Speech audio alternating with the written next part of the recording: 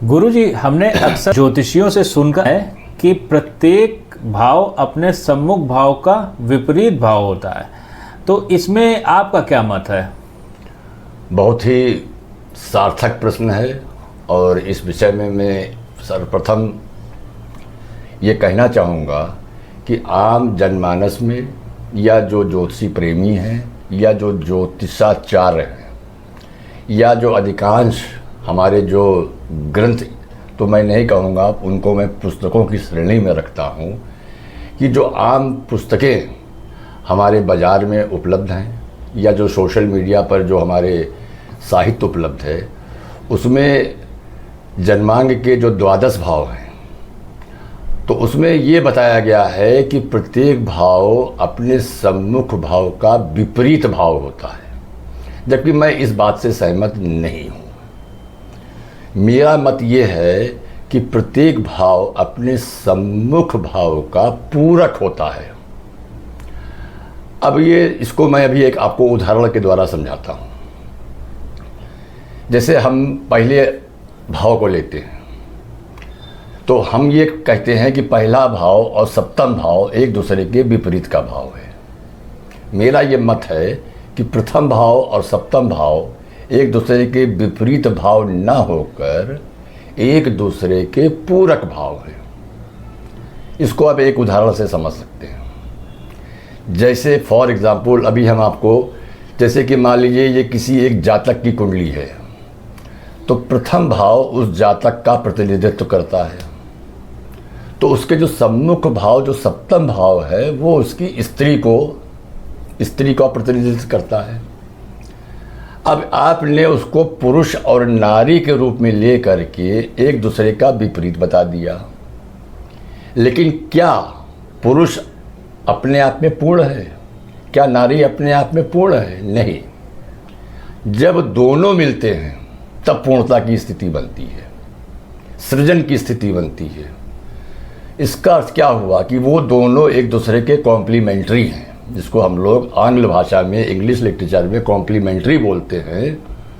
तो यहाँ पर कॉम्प्लीमेंट्री का अर्थ होता है पूरक, कि प्रथम भाव और सप्तम भाव एक दूसरे के पूरक हैं, विपरीत नहीं है। पुरुष और स्त्री विपरीत नहीं है, एक दूसरे के पूरक हैं। और इसी चीज़ की पूर्णता को सिद्ध करने के लिए हमारे शास्त्रों में भगवान शिव का अर्धनारीश्वर स्वरूप बताया गया है, जिसमें कि प्रथम और सप्तम भाव दोनों का मिलन हुआ है और वो पूर्णता सिद्ध करता है। लेकिन व्यक्तिगत तौर पर प्रत्येक पुरुष और प्रत्येक नारी अधूरी है। जब दोनों एक दूसरे को मिलते हैं तब पूर्णता सिद्ध होती है। तो ये एक दूसरे के पूरक हुए, विपरीत नहीं हुए। एक दूसरा एग्जाम्पल देखते हैं।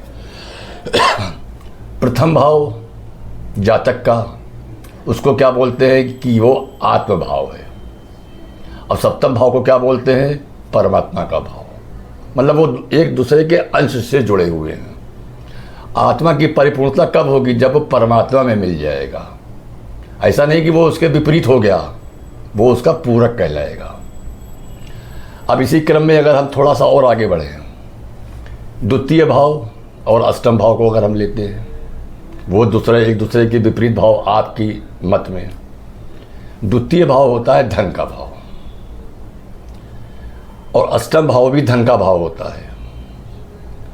अंतर क्या है कि द्वितीय भाव स्व अर्जित धन का भाव है और अष्टम भाव जो है वो स्व अर्जित ना होकर के बिना परिश्रम के द्वारा जो धन प्राप्त होता है वो अष्टम भाव है। तो एक दूसरे के विपरीत कहाँ हुए? एक दूसरे के पूरक हुए। तीसरा एग्जाम्पल हम ले लेते हैं थर्ड हाउस का, तृतीय भाव का। तृतीय भाव शॉर्ट जर्नीज, हमारी जो लघु यात्राएं होती हैं वो तृतीय भाव से संपादित होती हैं, और जो लॉन्ग जर्नीज होती हैं वो नाइन्थ हाउस से रिप्रेजेंट होती हैं। तो कहाँ एक दूसरे के विपरीत हुए? जो तृतीय भाव बात कह रहा है वही नाइन्थ हाउस वो कह रहा है। वो तो एक दूसरे के दोनों क्या हुए? पूरक हुए, विपरीत भाव नहीं हुए। अब आप चतुर्थ भाव को ले लीजिए। चतुर्थ भाव सुख का भाव है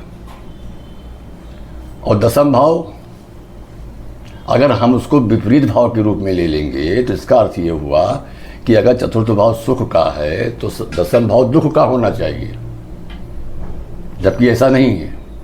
चतुर्थ भाव में माता का सुख है और दसम भाव में पिता का सुख है। और जिस बालक को माता और पिता दोनों का सुख मिलता है वो पूर्णता की बात करता है। तो ये पूरक हुए कि विपरीत हुए? ये पूरक हुए ना, विपरीत तो नहीं हुए। तो इसी क्रम में, इसी प्रकार से अगर हम सारे भाव को देखते चले तो ये सारे द्वादश भाव जो हैं वो एक दूसरे के सम्मुख भाव जो हैं वो क्या कहलाएंगे? पूरक भाव कहलाएंगे, विपरीत भाव नहीं कहलाएंगे।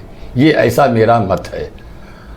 और मैं आशा करता हूँ कि आप लोग भी इस विषय पर चिंतन करिए और देखिए और समझिए कि ये मत कि एक दूसरे के विपरीत ना होकर के एक दूसरे के पूरक भाव हैं और इसी पूरकता से ही दोनों भाव अपनी पूर्णता को प्राप्त करते हैं।